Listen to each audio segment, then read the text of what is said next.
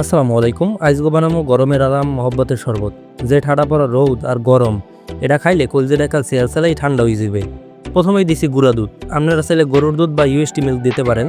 স্বাদ মতো চিনিটা একটু কম দেওয়াই ভালো, কারণ তরমুজও কিন্তু মিষ্টি। মানে 5-6 গ্লাসের মতো শরবত হইবে রেমেডি লইছি আর কি। এরপর দিলাম 2 কাপ পানি। যদিও গুঁড়া দুধ না দিতাম হেলে পানি আর দেওয়া লাগবে না, বুঝছেন। যেহেতু গরুর দুধ নাই তাই বিকল্প গুঁড়া দুধ, এর লগিয়া পানিটা দিছি। তো গরুর দুধ হলে বেস্ট রেজাল্ট পাইতাম টেস্টের দিক গুণে। এরপর দিছি একটু বিট লবণ, টেস্ট আর একটু করা হইবে আনে।